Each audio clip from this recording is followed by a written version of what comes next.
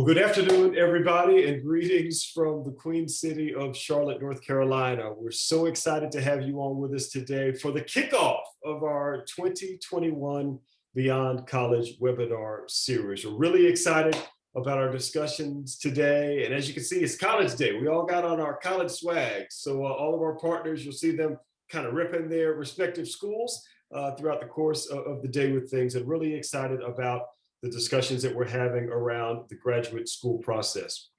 My name again is Dewey Norwood, very fortunate to work in our diversity, equity, and inclusion group with Wells Fargo, and happy to be the host here for our wonderful discussion.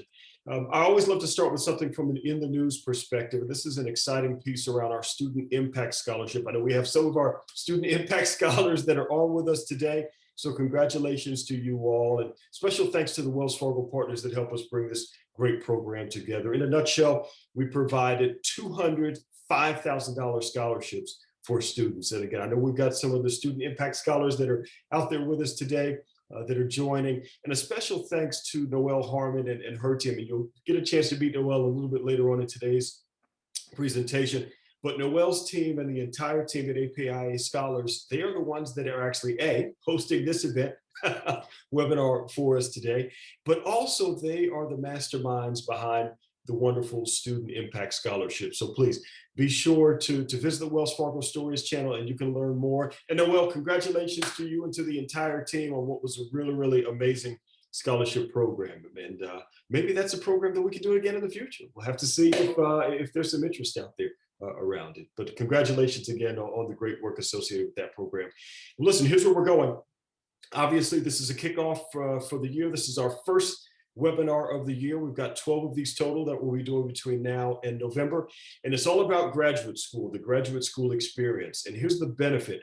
Our partners that are on today are coming from all kinds of ranges, folks that were in full-time programs and folks that went to part-time programs, and then folks that studied here in the US or studied overseas. So we're just going to get a ton of great perspectives here. And scholars, I think this is going to be information that's going to be very, very helpful for you. By the numbers, I got to touch on this. We had over 650 registrations for today. So special thanks, scholars, for registering and for the great questions that you all have submitted. We're going to have a chance to address some of those throughout the course of today's Q&A. Also want to give a huge shout out to the Hispanic Scholarship Fund and also to the Thurgood Marshall College Fund as serving as the highest referral sources here from our national education partners. And also big shout out to Fisk University and also to Bowie State. You all were actually number 1 and number 2 for the referrals for the most number of students. And so Black History Month right around the corner. And man, you guys are setting the market with those great representations there. So again, a special thanks to all of the students and even our high schoolers that are joining us today around things.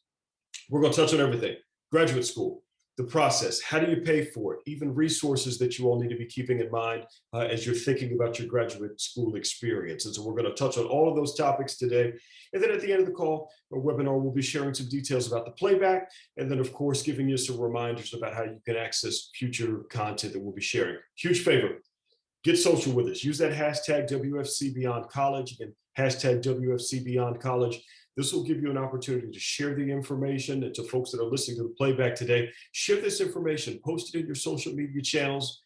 Maybe you saw our YouTube playback on this or the Zoom playback, but share it with other individuals that you think could benefit from it. We really want to hashtag pay it forward where we can. So again, get social with us using hashtag WFC Beyond College. Well, you know, we love to start with something fun all the time. So we're actually going to ask you to utilize the Q&A feature there on the screen to be able to answer our simple polling question for today. And this is kind of simply, today I am. And then you'll see the different choices here. We'll ask you to answer based upon the alphabet that applies to you. So in college, and you're interested in attending graduate school right after you finish your bachelor's degree. Letter B, hey, I'm in college and interested in attending graduate school after working for a few years. C, work and interested in attending graduate school. Want to see anybody that answers letter D that's in graduate school today? Or then the E, the none of the above. And so, all right, we will take a look at some of our metrics here. Okay, all right. Okay, that's interesting. Okay, for more of those. All right, so good. It's very interesting, panelists. We've got a good number of ranges here. And what this tells me is that we have some folks that are in school current day, some folks candidly that are in their careers already and are now making a decision about what graduate school may look like, and then others that are currently in school today. So panelists, we're going to be able to touch on all of those good subjects here throughout the course of the day with things. All right, good stuff there. And thanks again for the interaction, for answering that question. Final reminder, throughout the course of today's presentation, you can submit questions to us. You'll see Dawn's information there, and you'll get a chance to meet her on the screen a little bit later today. She's actually going to facilitate our Q&A around things. But go ahead and submit those questions to us. And the good thing is we've had over 100 questions, scholars, that you all have submitted to us. So we've got a lot of good things that we could cover off on there throughout the course of things. But go ahead and submit those questions to us, and then we'll do our best to get as many of those answered through the course of today's presentation as we can. All right, with that said, we want to get to the real stars of the show. You know, enough of Norwood. Let's get to the people that are really doing the work around things. So we're going to ask all of our panelists to come on and just do a very brief introduction. And in your introduction, panelists, I'll simply ask you to talk a little bit about your background, but then touch on some things for me. Touch on, you know, the type of learning experience that you were considering.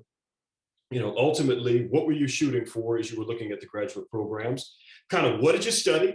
And also, where did you go? And then we'll unpack those pieces kind of for starters, just in your brief introductions around things. And then in turn, we will continue the discussions with jumping into some additional questions from there. So that's where we're headed. First, want to give a kind introduction to our good buddy, Brian Apple. And I have to shout out Apple. Brian and I are both, we are in our Jordan year of banking, is what my daughter told me. Your 23rd year to banking is your Jordan year. So Brian, I guess this is our Jordan year in the banking industry, man. So happy to have you on with us here for today, and certainly want to give you space to share a little bit about kind of what learning experience you were shooting for, and again, kind of what you studied, and just give a little bit of your background, sir. Thanks, Dewey, for that great intro. I appreciate that, and really excited to be here and talking with everybody today. As Dewey mentioned, started about 23 years ago. Back at the time, it was called First Union, which has now become Wells Fargo. Our Jordan time frame there with the 23 years, very key. Been in a variety of different roles with the firm over that time, particularly in risk management. And back in I would say about 2008, we had a large financial meltdown that it caused me to kind of reevaluate where I was with my career and where I wanted to go.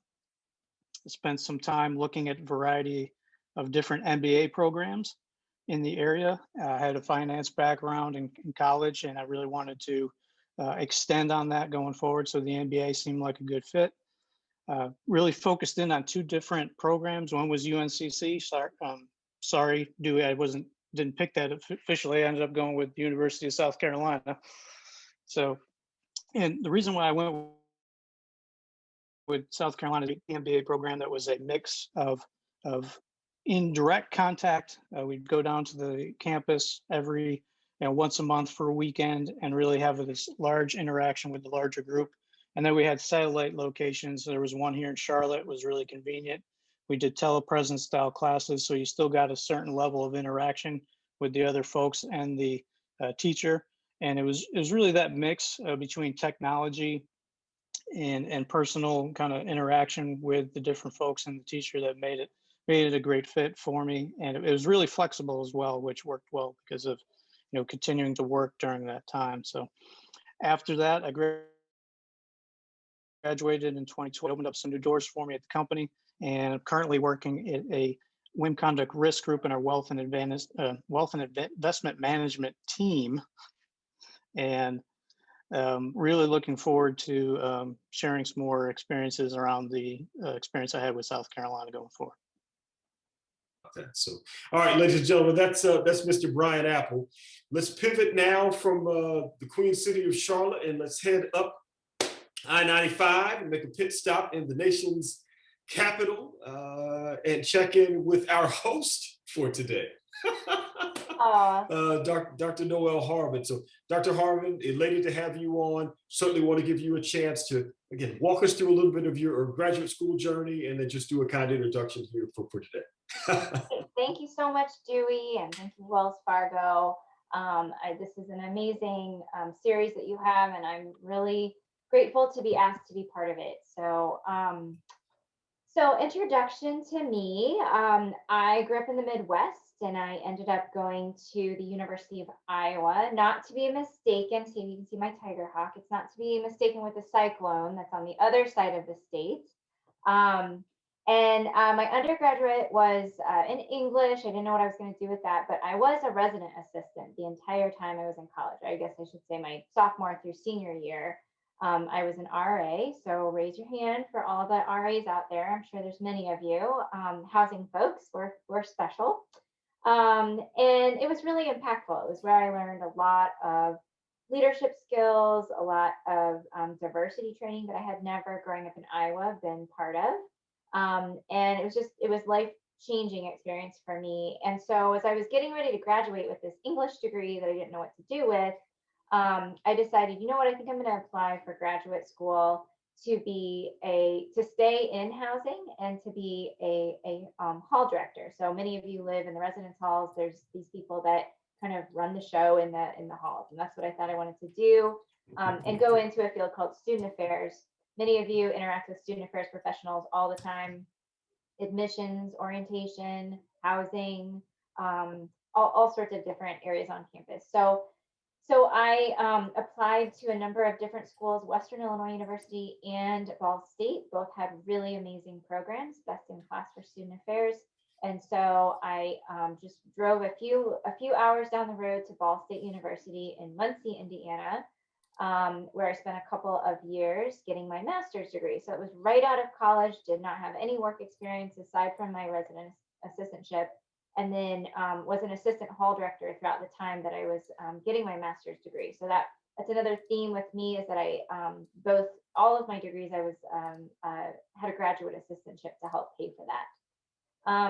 So after I finished, I did work at a number of different universities, including University of Michigan and Hofstra University and the University of Iowa, again in athletic student services.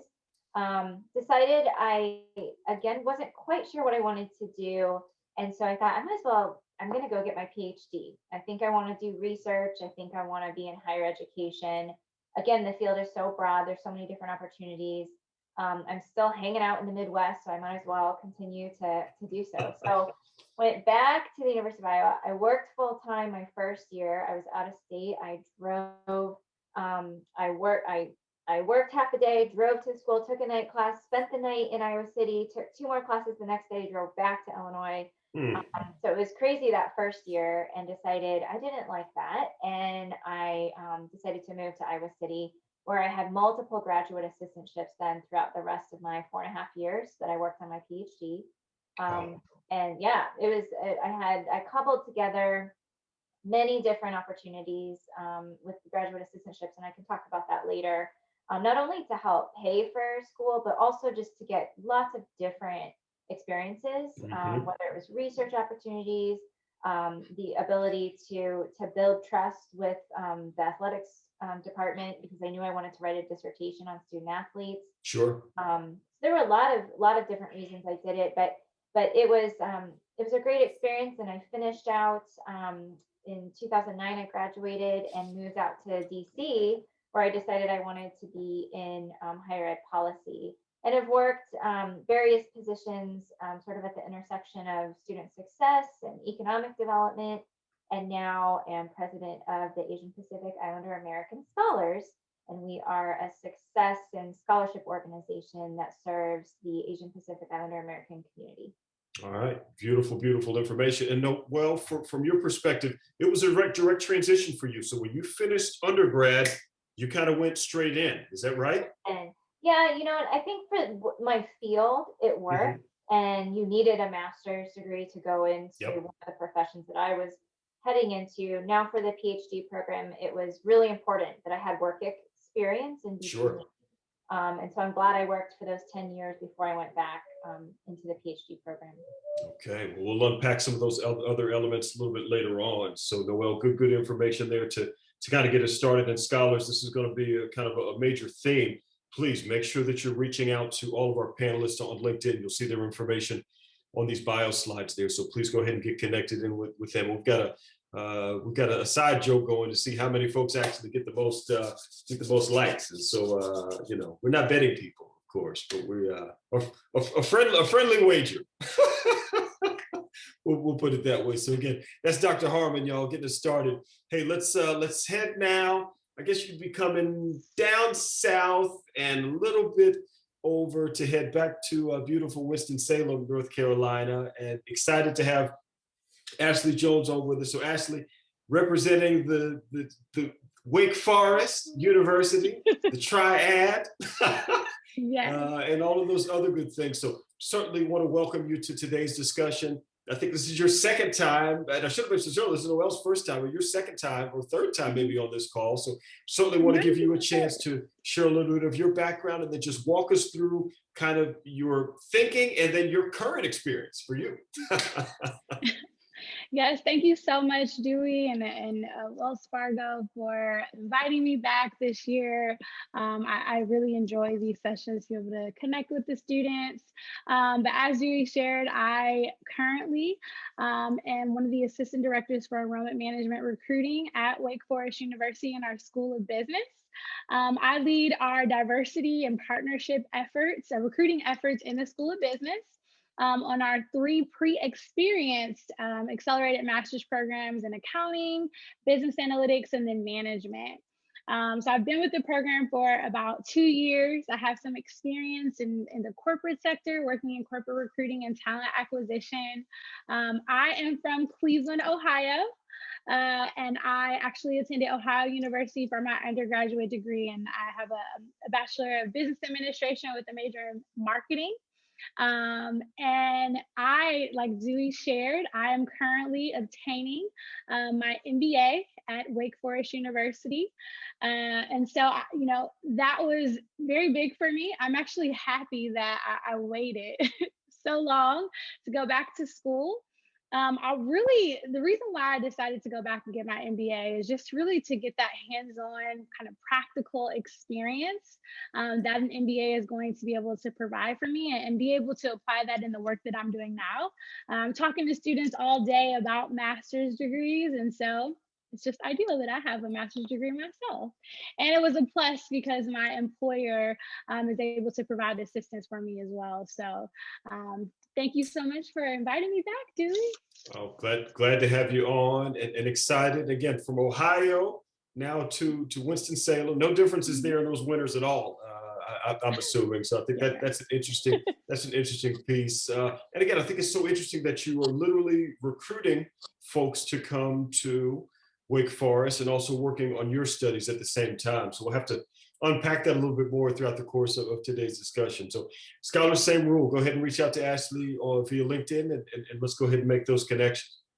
All right, we're jumping back in the ride here and we are now headed back on 85. We're gonna be headed north this time and then we're gonna get to I-95.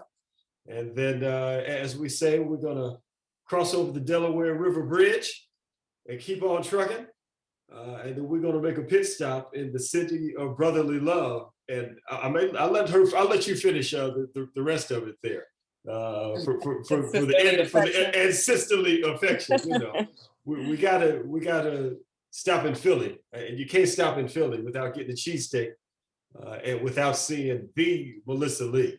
And so some like they say the Ohio State. You know, some people this is like the Melissa Lee, and I pick on her all the time, so she's getting a long version of the intro, but a trusted partner of ours. And Melissa, thank you so much for being on with us here for today. Want to give you an opportunity to kind of introduce yourself to the scholars that are tuning in, and just tell us some of your thinking around your decision making for your graduate process. We're just elated to have you back on, and you got to talk about that sweatshirt you got on too. Of course. I am. Well, thank you, Dewey, once again for inviting me back. I really enjoy doing these sessions. So again, my name is Melissa Lee, and I am a proud alumni of Cheney University, the first HBCU. And that's essentially where my journey started.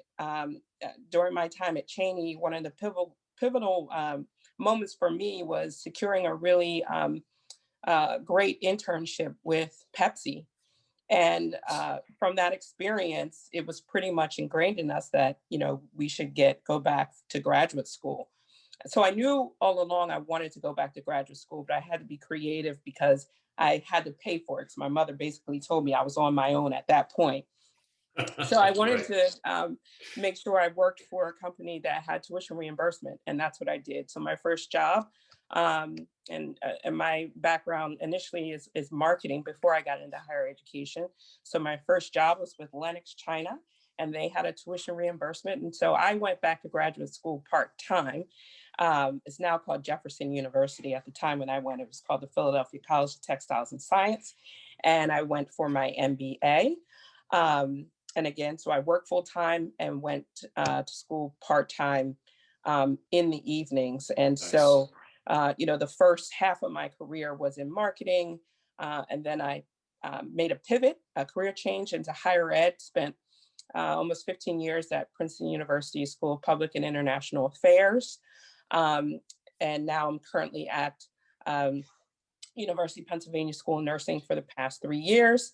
And I'm about to do it all over again. If you would have told me I was going back to school, I would have told you that was the biggest lie ever. I'm actually now in the process. I applied to and moving along in that admissions process for a doctoral program in higher ed at EDD. And so, in fact, as I soon have, in another week, I have an interview. So I'm actually going through this process.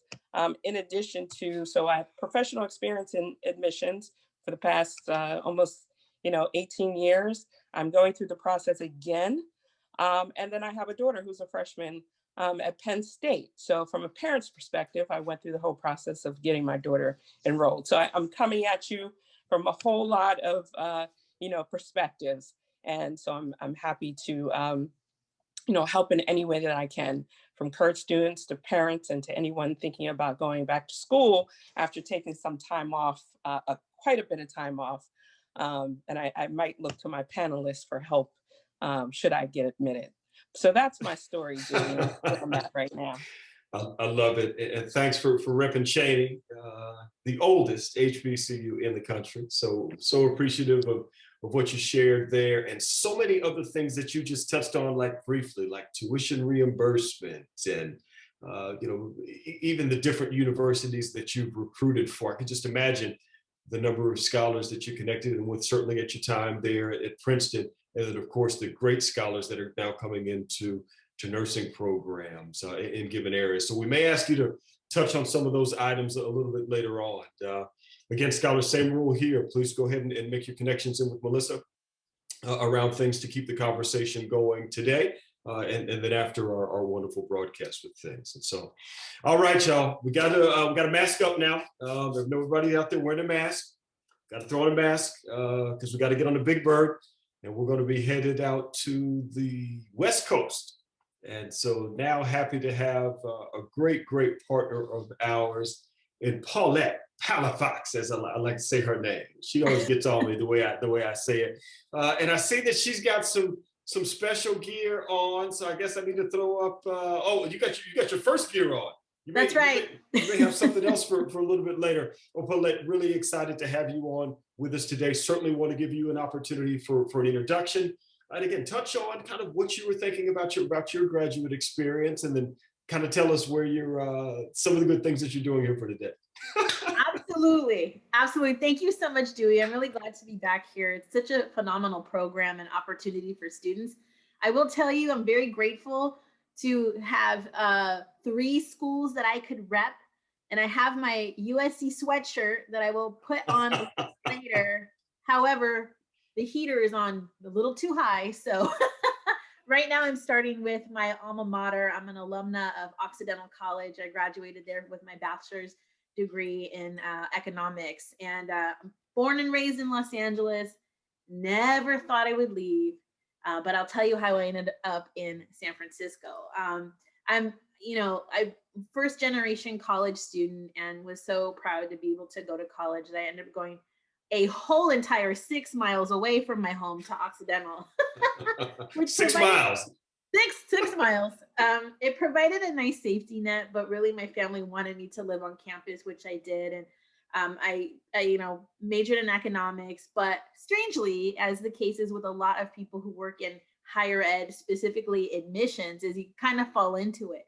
So I was a tour guide. I had campus jobs just to help supplement. So I'd have pizza money. And then fell into admissions again as a tour guide and then an intern. And then when I graduated my senior year, they were looking for somebody to fill an admissions counselor role. And I thought, you want to pay me to talk about my school? Sure, no problem. Sign me up. There you go. No, and you're going to have me travel on your dime? Even better. So that's how I fell into admissions. But then I wanted to stretch my legs a little bit using my econ degree. So I ended up working at a Fortune 500 company, which was really fantastic, but not my calling. And I decided I wanted to gain more experience in higher ed. And I went directly into law school admissions and was there for quite a long time.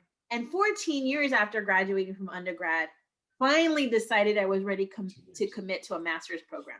Wow. So I graduated from Loyola Marymount University, also in Los Angeles, with a degree in guidance and counseling, which was fantastic because I wanted to round out my admissions experience. I love, I have a real passion for equity and access and students being able to find a good fit for themselves that are sometimes outside the box of what they think they may want to go, and paying for school and just all those wonderful opportunities that kind of lead you through your career pathway.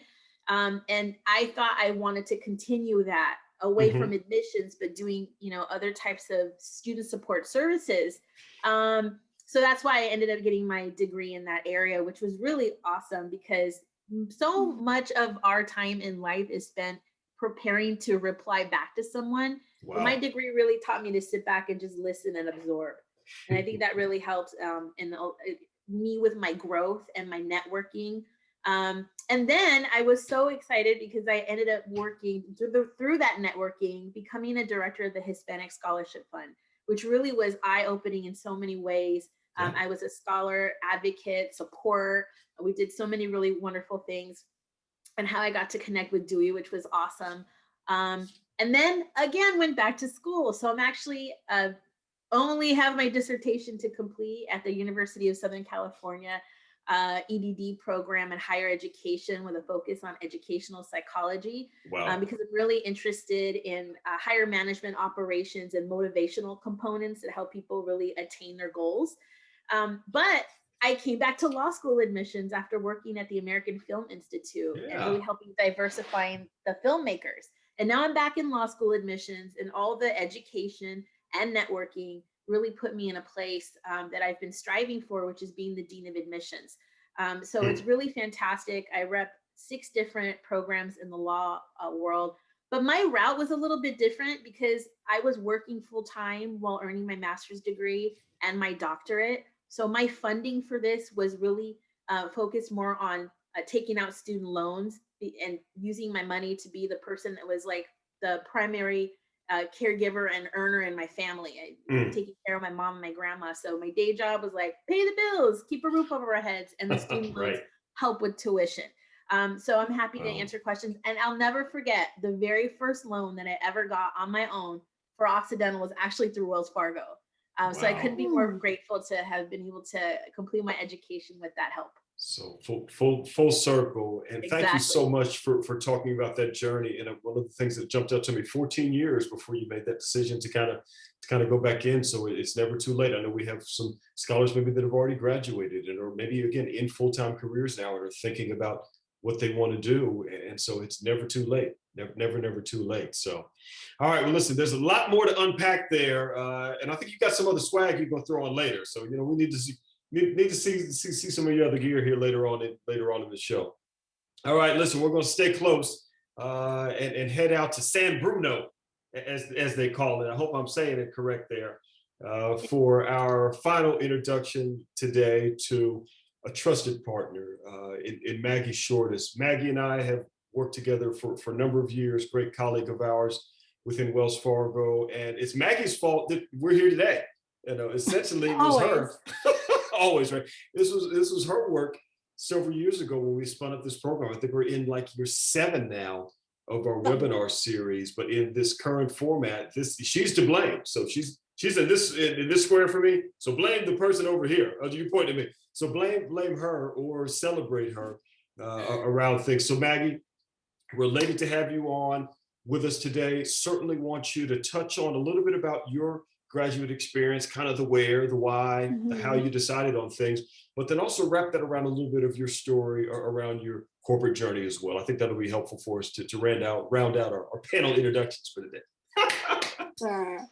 Hi, everyone. My name is Maggie Shortis. My family and I actually immigrated to the US when I was very young. I started my 4th grade here in the US. So English was definitely a second language to me. And pretty much for the years that I've been in the US, I've always lived here in the San Francisco Bay Area, and I love it here. And, growing up here, I lived at home and decided after high school that I actually didn't know what I wanted to do. I knew I wanted to go to college. I needed to go to college. It was just like a natural transition to go to college. And then during that time, I was actually had already started working at Wells Fargo. So I went to San Francisco State University to do my undergraduate degree, and eventually decided to major in business administration accounting, which I think was a very good choice because it provided a really good foundation for me to understand businesses and a lot of things and evaluate and help me manage my own money and other people's money, needed when I work for a big company like Wells Fargo. And, as I mentioned, I stayed local. So I was actually living at home with my parents when I was going to college here locally. And I stayed with Wells for about upwards of like 8.5, 9 years. And then at that point, I kind of got to a point in my career at Wells Fargo. And I had been, advancing through different teams and different areas of Wells Fargo. Yep. But I got to a point where I was kind of felt like I didn't know where else to go. I didn't even know what to do with myself. And I felt like school was a place I want to be in, and I wanted to be around students. And I knew I wanted to have an immersive experience in college. And luckily, I had also saved up some money working and living at home. And so I was able to explore different opportunities. And naturally, I started looking at MBA schools and applied to quite a few. And my top was one of my top schools was UPenn, where Melissa is from. So every time I hear UPenn, I'm like, oh, the place I never got to. But I'm still happy and grateful where I am today. But anyways, so I looked at MBA school. Eventually, and meanwhile, I was working, and the work I did actually allowed me to travel, which was awesome. And I had an opportunity to travel to Australia and went there once, went there twice. And after the second time, I was looking at it as an opportunity of, maybe this is a good opportunity for me to do an international graduate studies degree and do something completely different. And when I looked at the opportunity there, I saw something that was very unique in that I'm dating myself, and now you'll know exactly how old I am. I was seeing in the horizon this 2000 Sydney Olympics. And one thing I've always been interested in is architecture. And I've always kind of I love buildings, I love design, and how cities are made, all these things. So I naturally gravitated to a graduate degree in urban design. And then we can talk a little bit later about kind of passion and why we choose what we do. So I embarked on a journey to discover, to see what the pathway is for a graduate degree there, and see if I can afford it. I mean, there are a lot of different things I really had to evaluate, whether or not I can survive there on my own, because as I mentioned, I've lived at home pretty much most of my adulthood by then.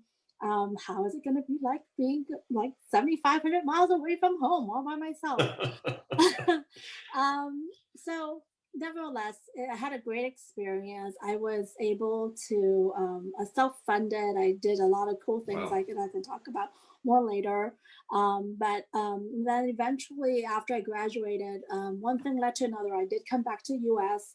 I was I kind of went through a journey of trying to evaluate where I want to go with my graduate degree, evaluated options for urban design, and I realized that urban design in the US is very different than how things were played out in Australia. And Sure. it was very real estate driven, so capitalism driven. And that wasn't where my heart was. I really wanted to do more things that would do around people, benefiting Nice. people, the everyday people. So I found myself gravitating towards nonprofit. And I ended up actually finding a job and working in a nonprofit healthcare organization. And I was there for about 7.5 years in various education roles, working with doctors and nurses and providing continuing medical education as well as other strategic education for caregivers in the hospital system. And then eventually an opportunity was open at Wells Fargo and it brought me back. I at the time I called it, I was coming home because that's where I started my career. And now I'm back home, and that's now been 14 great years back and working with people like Dewey. Because of the work that Maggie started. So that's how it kind of works here. So listen, Maggie, so many things that I could touch on there. I do want you to know that you mentioned the 2000, you said 2000 Olympics, right? Yes. I think that's what you said. You do realize that there are students listening to the playback and watching today that were not born. Yeah, they don't even know what I'm talking about. Yeah. When that took place. And so let's do that. And then you mentioned it, 7,500 miles, and I looked it up. It's 14 and a half hours from the Bay Area to Australia. It's like on the bottom of the map here. And as I said, 14 hours or a really, really long swim. So I want you to maybe touch on that as some scholars are thinking about, do I need to go across country? Do I need to look at the EMEA region as an example, or connect in other kinds of areas for where you may want to study? So we may get you to touch on that a little bit further down in the program of things. And so to all participants, you've met our panelists. I know you've already been reaching out to them on LinkedIn. We're just going to continue the discussion. Again, we've kind of touched on the journey in the graduate school learning experience that folks were thinking about, and also kind of what they were studying.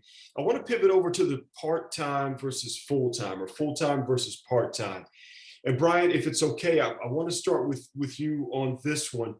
Talk to us about your considerations for your particular program and why you kind of chose the path, man, there at the University of South Carolina, the Moore School, why you chose that particular path for yourself. For me, it was really a simple decision. With working full-time and just gotten married, just bought a house, going a full-time route really wasn't financially feasible at the time. And I think, having the part-time program made it a little bit more flexible in that regards. I was able to spread out the completion of the work, you would say, over time. It was still a challenge, definitely hard to balance a full-time agenda and family and everything else and work that in. But I think it's ultimately going to come down to how you feel and whether or not you can have that financial ability to take that time off to do a full-time program. Okay, a lot of good information there. Panelists, I want to give you all an opportunity here. We can keep the same order, and not everyone has to comment on this one, but Noel, maybe if we jump over to you for a moment. Part-time, full-time, it sounds like it was very, very intentional for you to focus on the full-time route. So let me give you a minute to add anything that you'd like to. We'll open it up for the rest of the panelists as well on this topic. Yeah, I think it definitely depends on the industry that you're going into. Yeah. It depends on your place in life at that moment. I didn't have a family at that time, certainly not right out of college, I didn't. And so it made sense to go full-time and be really immersive.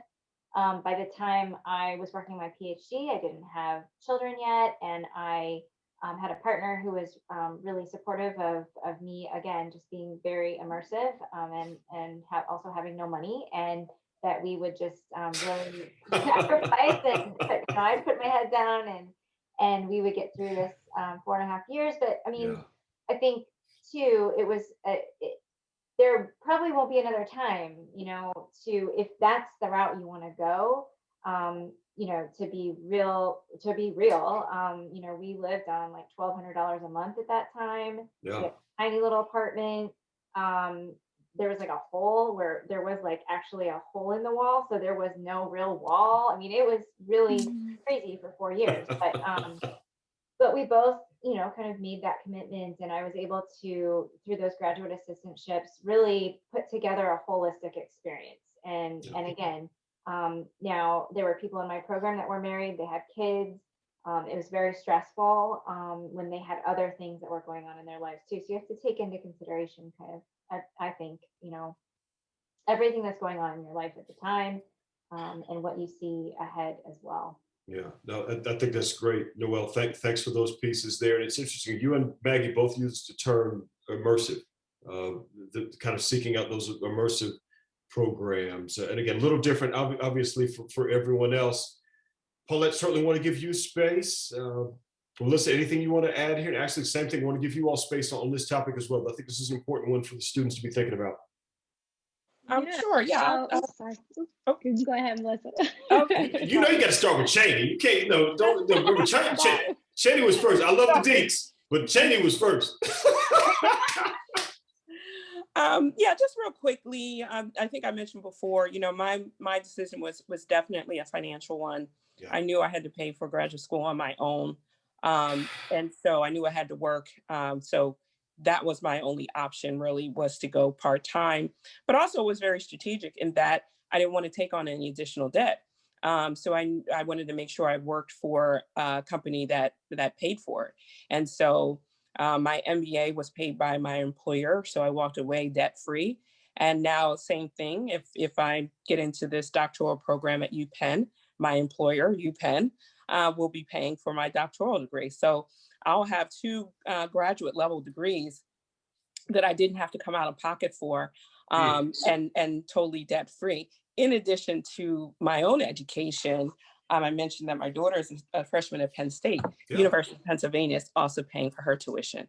So I've been very strategic in that I did not want any debt for myself or my child. And so that was my reason for now possibly doing a second degree part-time, is just getting my employer to pay for it. I love it. Great pieces there. Wow, I mean, nothing to add. Great information. Ashley, Paulette, let's give you space here. Anything additional to touch on this one?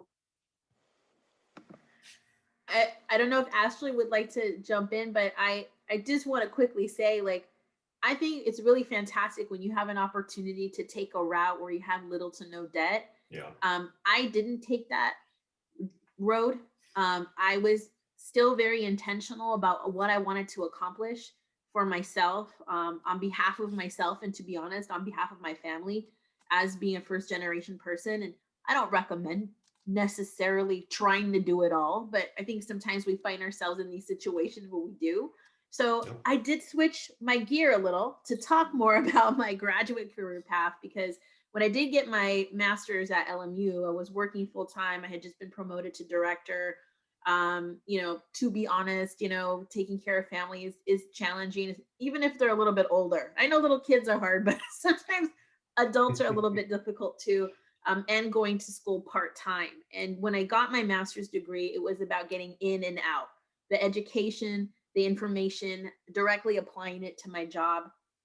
But going to USC was really different for me, for my EDD, because this school was so vastly different than my undergraduate experience.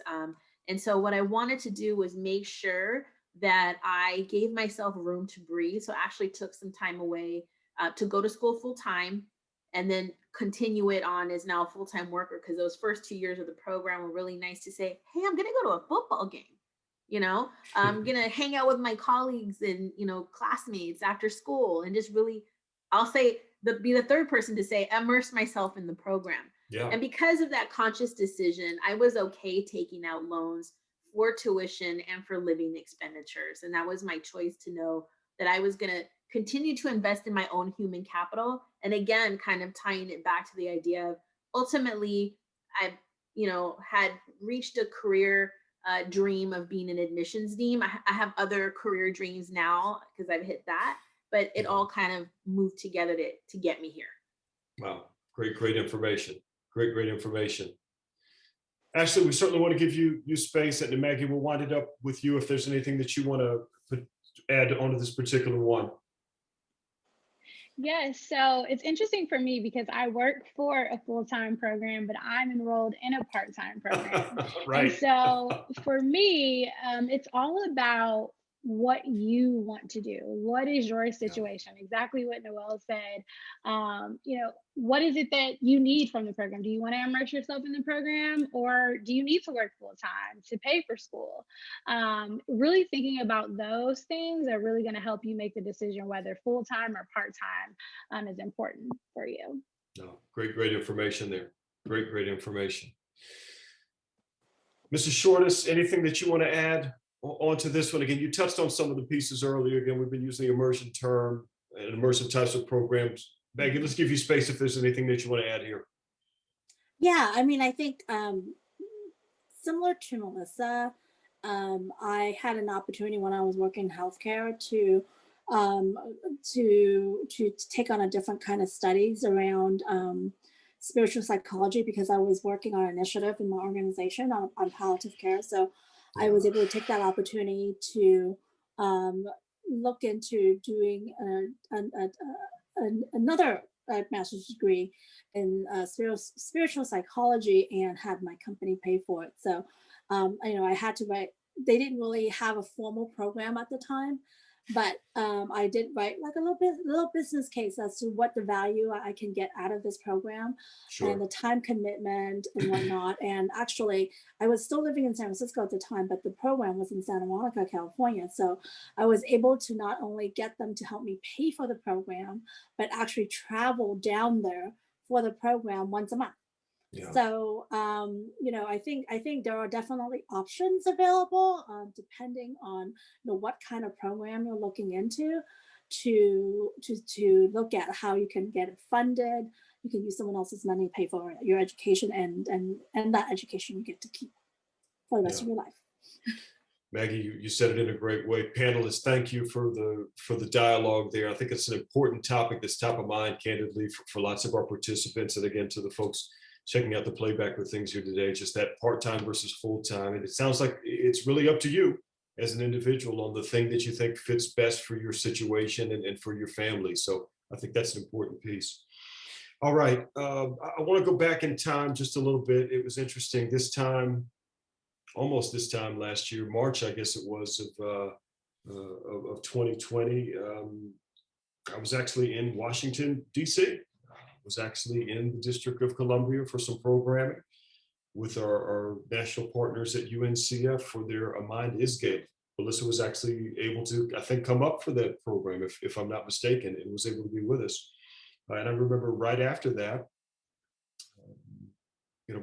coming back to Charlotte and essentially starting to see more and more discussions around the pandemic. And so, again, a little bit of a left turn here around a very important topic, a topic, candidly, that's impacted everyone on the line here with us today in some way, shape, or form. Everyone is aware of it, from the 3-year-olds or the 5-year-olds that are doing virtual kindergarten now to high school seniors that are going through their experience maybe with a hybrid program or taking classes from home exclusively. So I want to, Noel, if it's okay, I would love to start with you on this one.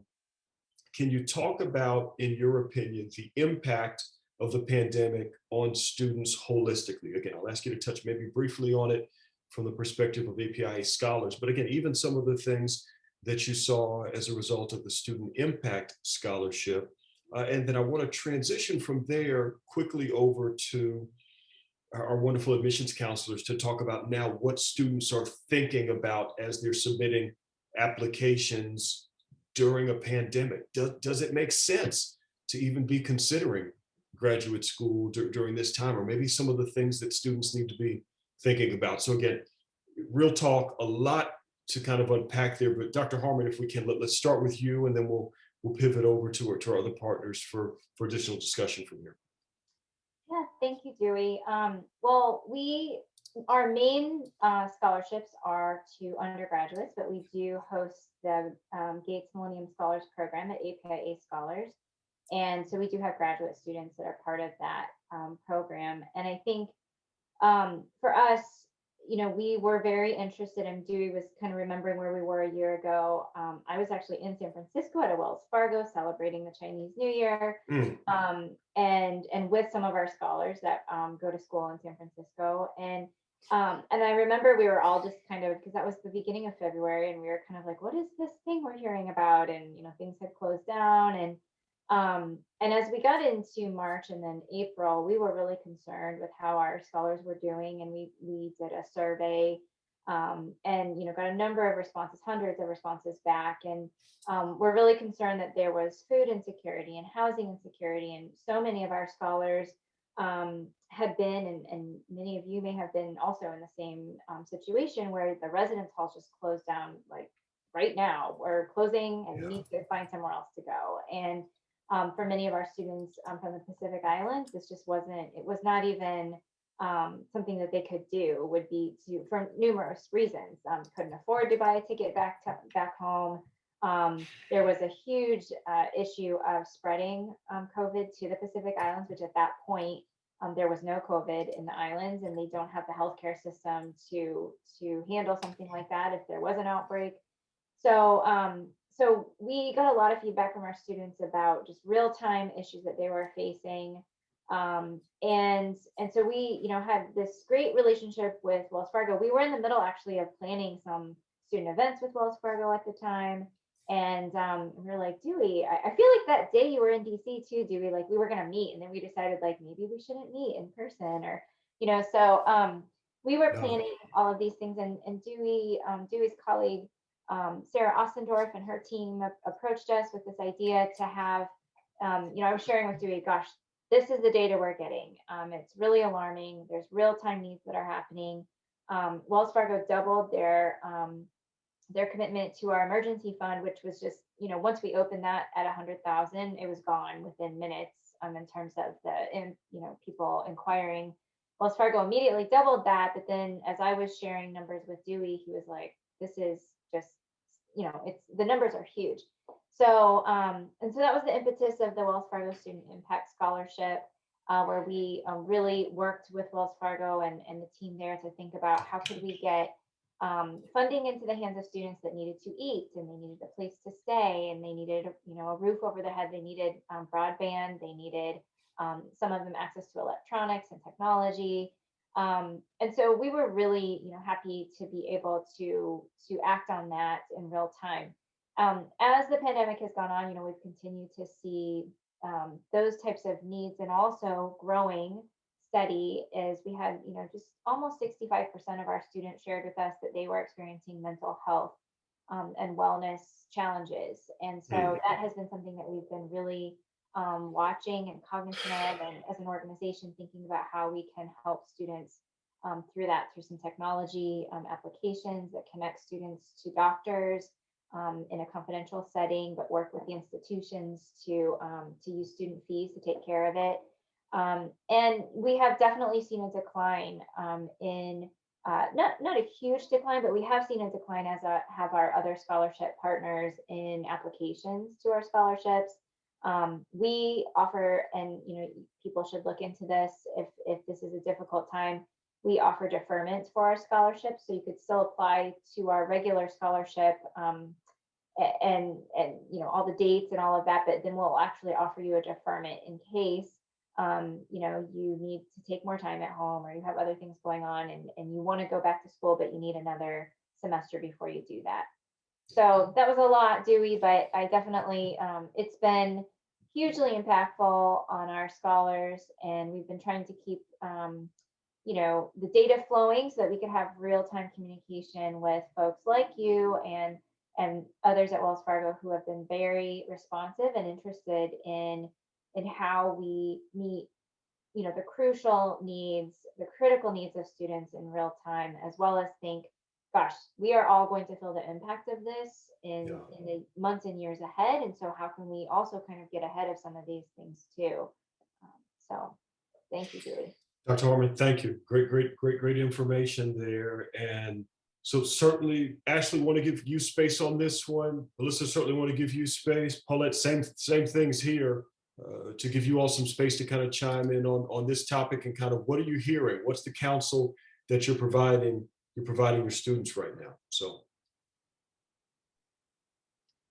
So I will say for us, we have actually seen kind of an influx in application for students who are interested in going to graduate school. But we see that typically when jobs aren't hiring, and when because the market is definitely changing. And so our students are directly out of college typically. And so they're interested in going back to school. So we have seen an influx in application. We have kind of done away with kind of that testing requirement for students similar. And so we're looking at more of a holistic approach, right? So we're looking at, all different parts of your application when you're kind of applying to school, and taking that testing piece out in some aspects. So. No, that's helpful. That's helpful. Melissa, I want to jump over to you for a moment and actually just mention testing. I mean, I've even seen some news stories recently about changes that have been implemented around testing policies and things along those lines. So, tell us kind of what the word is on the street right now there in Philly. Sure, absolutely. And it's definitely, university by university in terms of their policy on this. But I could speak to specifically University of Pennsylvania. They, for this application cycle, have waived the GRE requirement. Wow. And again, that could even vary school by school because Penn has 12 graduate programs. But specifically at the School of Nursing, we waived the GRE, and even we're unique in that we have an undergraduate, a BSM program, and we have graduate programs. Wow. So for our undergraduate admissions for our 4-year BSM program, Penn also had a test optional for the SAT. And so I think as a result of that, and then as a result of nurses really being on the forefront of this pandemic, we have seen a surge in our applications. And we do think it's a combination of the waiver of the standardized test scores, but also I think more importantly, because there's a greater, I think, appreciation for the profession. It didn't scare applicants away. For our undergraduate BSM, we're up 44% applications this year. But it did impact us last year when the pandemic first hit because, medical programs in general, big part of our curriculum is clinicals. And we provide our students their clinical experiences in all of our hospitals and the surrounding tri-state area, Philadelphia, Delaware, and New Jersey. So we had to scramble, frankly, because hospitals weren't allowing students to come in. And, it impacted particularly our seniors. We had to pivot and do more simulation hours. And some students, unfortunately, weren't able to graduate on time who were due to graduate last December. So it impacted us from a student experiential perspective. But as far as admissions, we're seeing a surge in interest in nursing and applications this year. Well, special thanks to any of the scholars that are out there on the front lines in those areas and doing what you need to be doing and doing it at a really, really high level. So Paulette, let's talk about the law school side of the equation right now. What are you all thinking through, and what's the word on the street from scholars? What counsel are you giving? Absolutely. It was we already know 2020 was challenging, and I think law schools weren't really sure what was going to happen, considering that some undergraduate schools had lower enrollment in the fall. But actually, students decided they wanted to continue on with their interest in law school. So at least in California, I would say a great majority of the schools actually had increased enrollment in their programs last fall, and students were very willing to just go fully online.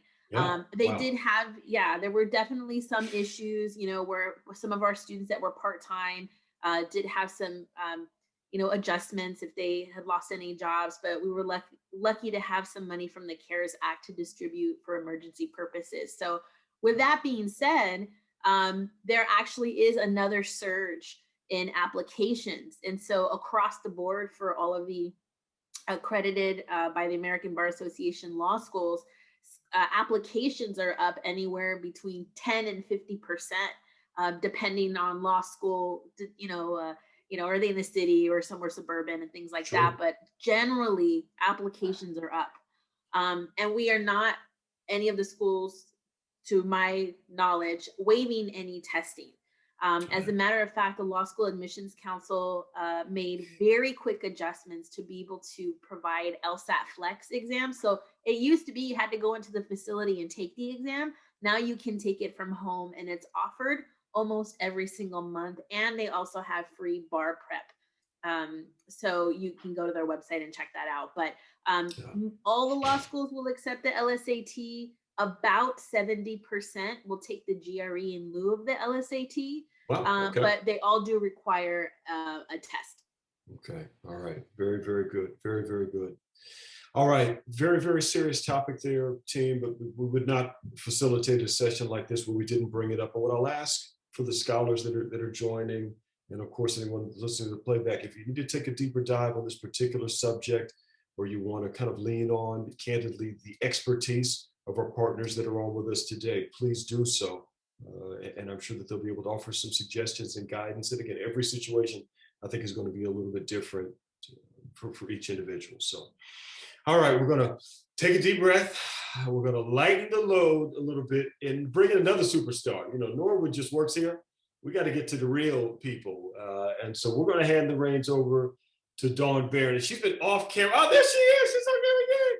So Dawn is actually going to facilitate our Q&A with things. And our only rule around this is to, continue to submit questions to us around things. But this is all about the audience Q&A around things. So I know we're going to do these rapid fire because I'm keeping an eye on the clock with things, but want to hand the reins over to you. And I know we've gotten a ton of questions that have come in, and we're going to talk about, some of the placement exams, and we're going to talk about obviously the paying for all of this good stuff too. But I want to give you the reins here for a couple of minutes, my friend, to walk us through our Q&A.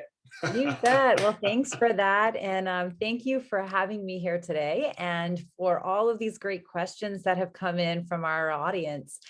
We definitely have a high potential group here. So one, they are very interested in all of your feedback, grateful for sure. And they have some more questions. So we're going to start it off with what decision-making factors should people consider when they are leaving college and considering grad school in terms of that break in between? We have a few questions that are associated with that. One, should they go right in? We've heard some of you said, hey, yeah, that was for me. We also heard some of you to say, no, it wasn't, for your own personal reasons. And then secondly, if there is a break, how do you refer back to your college experience in order to get some of those key referrals from your academic advisors from when you were in school, in the event there are a few years there in between when you apply for grad school? So maybe Ashley, we could start with you since you're very familiar with that process. What did that feel like for you, and how are you able to go about making that application leap? Yes, so for me, there was probably a 9-year gap. So, making sure that I honestly networked and stayed connected with the professors that I had at my university, which I have stayed in contact with them and just asked them questions about my process and going to getting a master's degree, and also just really networking with people in my network that I had. So the people at Wake, really asking them questions about the program and why should I join this program? Why is it good for me? What am I going to gain from this program? And so I really just use my network to really help me to make that decision. Great. Anyone else have any comments on that? All right, let's move to the next one because there's a tangential question here about that break. A lot of you have mentioned that you gained some work experience during the time off between undergrad and graduate school. What types of experiences during those work years influenced you to make the decisions you made about the grad schools that you attended?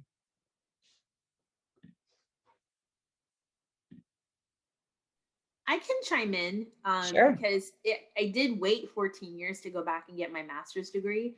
And I think at some point, you realize you can climb only so high in your profession. And there are some, I won't even say industries. I think individually, folks that you may want to work for believe that people should or shouldn't have certain types of degrees in order to advance. There's a norm that in those certain fields. And so for me, it was very rare that anyone would advance beyond, the types of roles that I had without advanced degrees. And so I kind of waited until I hit that peak where I thought, I don't think I can move further without one, but it also coincided with my continually thinking, like, what do I want to do next? Because I knew I wanted to earn another degree after my undergraduate. So what's really wonderful about whenever you decide it's time for you to go back, but what was nice is all those years of higher ed experience gave me a fairly unique perspective with all the different other voices in the classroom, because sometimes these degrees are applied, meaning you're not just learning the philosophical components, but you're actually trying to solve real world problems. So you can only do that with the experience of folks from different areas that are coming into that same program. Even if it's the same program, they may have different career paths. So those two things I'll say kind of work well together. It's skill and experience and a philosophical component.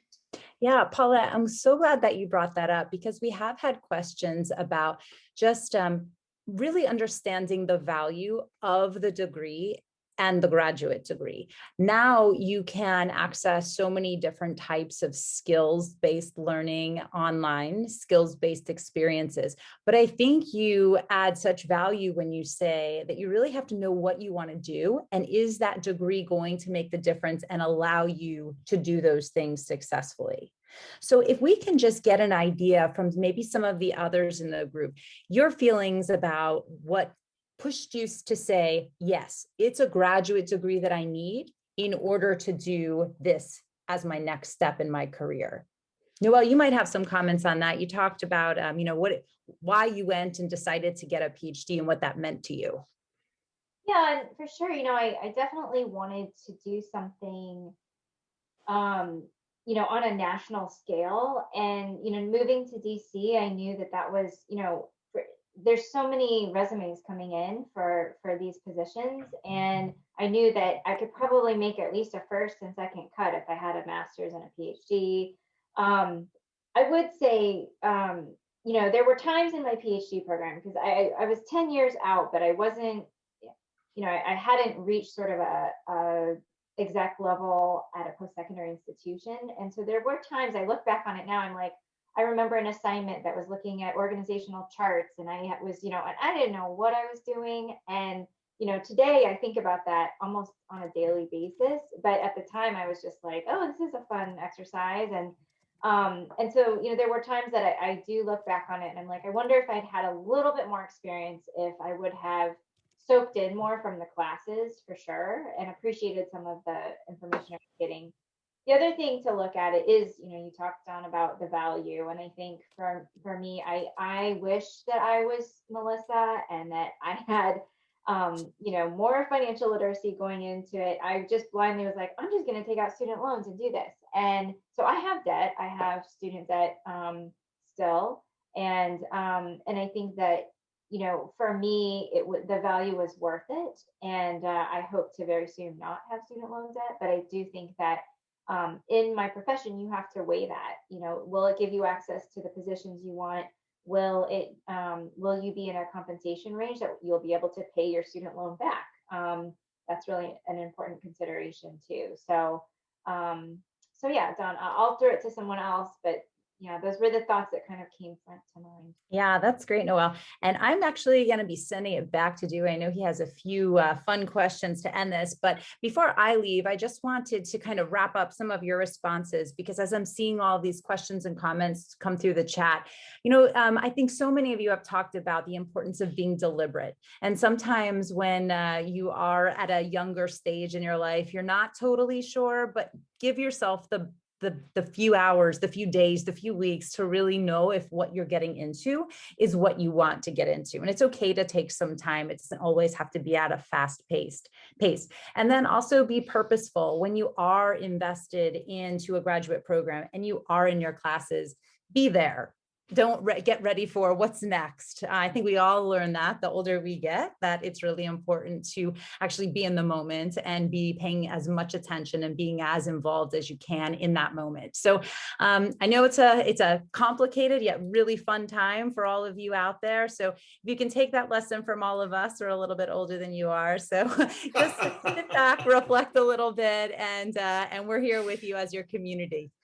Oh, don't rub it in. Don't rub it in. Don't rub it in. So I have shoes that are older than some of the scholars that are on today, which is not surprising. So, hey, listen, Dawn, thank you so much for facilitating the Q&A here. And again, I know scholars, we couldn't answer every single question, but there are lots of opportunities, hope for you to follow up with our panelists to discuss things in greater detail. So I think some good discussion.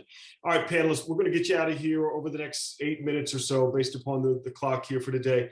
Just want a fast, rapid fire answer here on these items.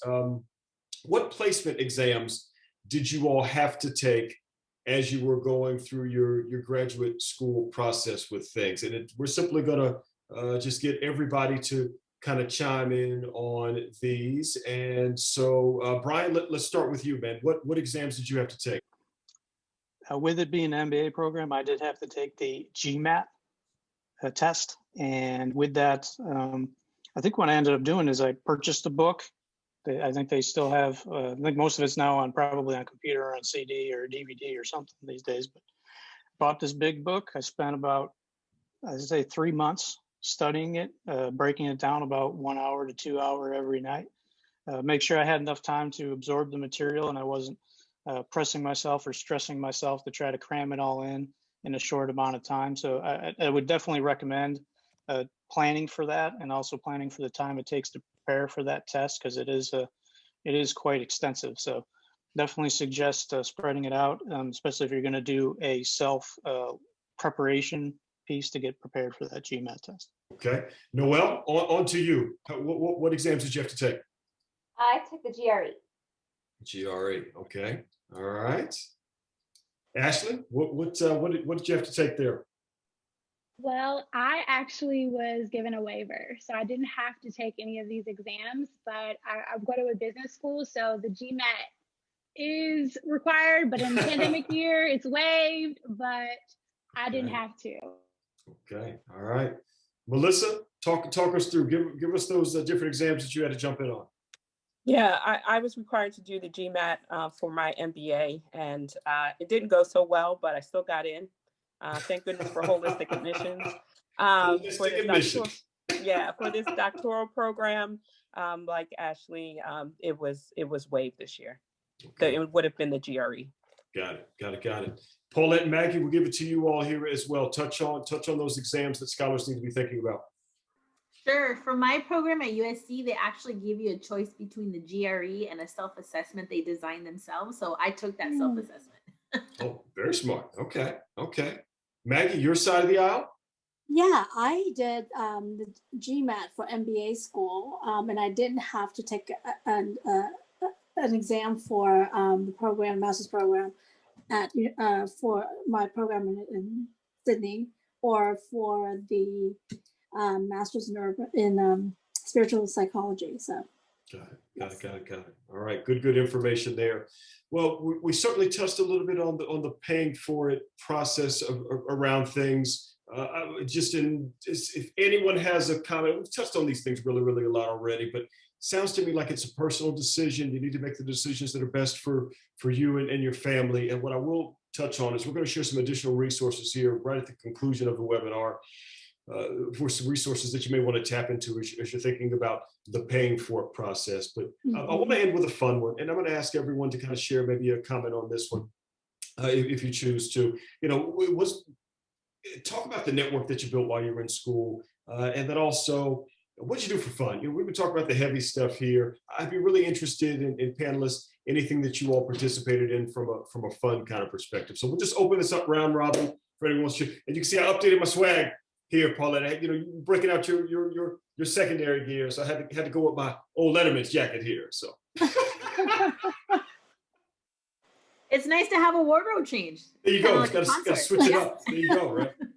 The second phase of stuff here. So we'll just open this up. What'd you do for fun? Scholars would love to hear.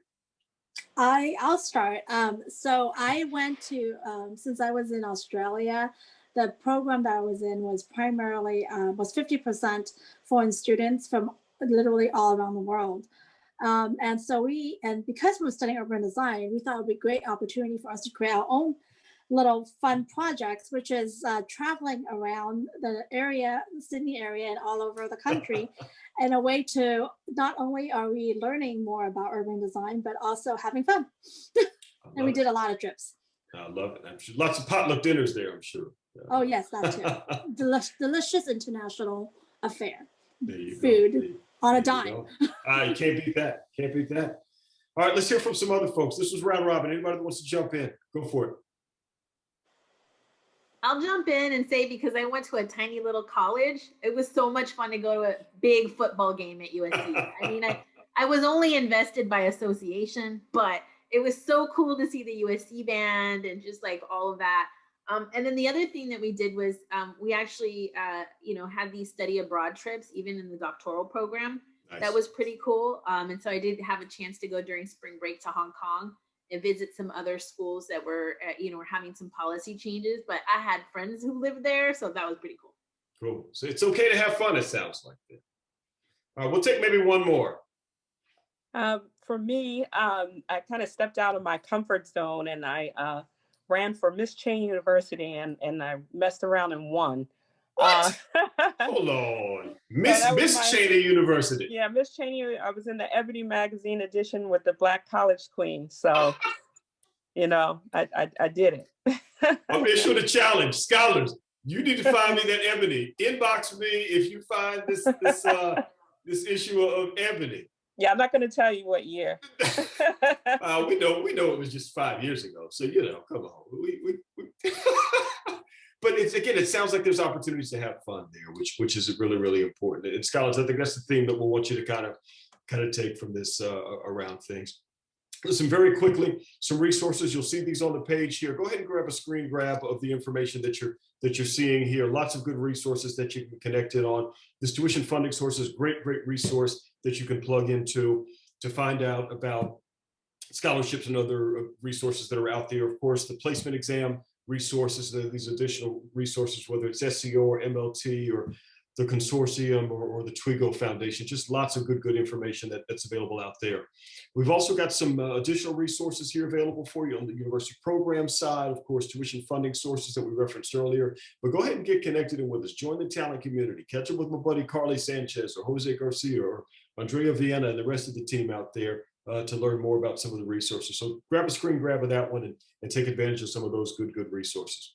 Closing thoughts for our panel, and this was really simple, just in 10 seconds or less. Would you do it again, or would you do it a little differently? And I'm going to switch up the order a little bit on this. Brian Apple, we'll ask you to share your thoughts first. And would you do it again, and anything that you would do differently? I would do it again in a heartbeat, though it does take quite a commitment of time and energy and being able to, handle things while you have your regular life and your work life and your family life still going. That part was a challenge, though I would definitely recommend it. It's worth it in the end. At least in my case, it opened up a few more doors for me. I was able to meet a lot of different people in the college, which, especially outside of my industry, which at that point I didn't have much exposure to in the workplace. So to share experiences, work experiences with people in other industries was invaluable, even more so than some of the content that we learned in some of the courses. So definitely recommend it. Anything I would do differently, I think I would, if I do it again, I would spend more time networking and maintaining those relationships, especially post graduation or post when you fall out of the program. I think that's, that's a bigger challenge, but I definitely think that's something I would be doing differently this time around if I was to do it again. All right, that's our guy, Brian Apple. Melissa, we're going to jump to you next. I know we're tight on time here with competing priorities for you for today, but would you do it again? Anything that you would do differently? No, I would absolutely do it again, for sure. I'll get back to you on this newest venture. Maybe next year I'll let you know. Fair enough. Fair enough. Melissa, thanks a million. Noel, we'll jump to you next on things. Do it again. Repeat. Absolutely. What do you think? Oh yeah, I would definitely do it again. Not only was it a great learning experience, but I also just met some amazing people. Your cohort you will stay with for the rest of your life. You walk through a lot with them, and become, I'm sure others feel the same way. You become really close with them. So would not do anything differently, and would absolutely, if I could do it tomorrow, I would. I love it. I love it. I love it. All right, Ashley, you're kind of in the midst of doing it here now, so I don't think you have a choice. I think we may know your answer already. Yes, I would definitely do it all over again. I would work and then go to school. Absolutely. I feel like what I've done in my experience, I'm able to apply in the classroom, and it's making it a little bit more meaningful for me. There you go. There you go. All right, Ashley, good information there. Paulette, we'll give it to you kind of for your do it again, and then let Maggie close us out. Sure, I'll absolutely all day, every day. I mean, even with some challenges, like Maggie said this earlier, they can never take your education from you. I would invest all the time. I've had great experiences. Beautiful, beautiful, beautiful. Mrs. Shorters, bring us home. Do it again. Heading back to Australia, the land down under. I would absolutely do it again, and I'm already exploring an option to do another graduate degree of some sort. And it's about finding that passion, the thing that you want to learn and be, and something that you will enhance who you are, and not just do it because you have to. There you go. There you go. So team, let's take a minute and salute all of our wonderful panelists for the great information that was shared here today. I hope that everyone got a lot of great benefit out of kind of what we shared. And again, please remember, all of our panelists are available for additional follow-ups to continue the discussion. Let's keep the dialogue going. And again, we've got that race here to see who gets the most LinkedIn requests. Some final reminders before we get you out of here. We got one done, y'all. We got one done. We got 11 to go from a webinar perspective, but really excited about the content that we've shared here today around the graduate school experience. Come back with us next month. We're going to be talking about the leadership brand. Excited to have Sarah Ossendorf, who was mentioned a little bit earlier, connected into that programming. And so some other great partners that are looped in as well for February. And then, of course, we've got a 1-2 punch here in March. A little bit of discussion about resume writing, a little bit of a discussion around the interview processes. Come and join those sessions. And then when we get into April, Teach Children to Save Month, we're going to talk about money management, if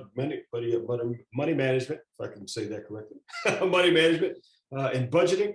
And then we're also going to spend the month of May focusing on entrepreneurship and the gig economy.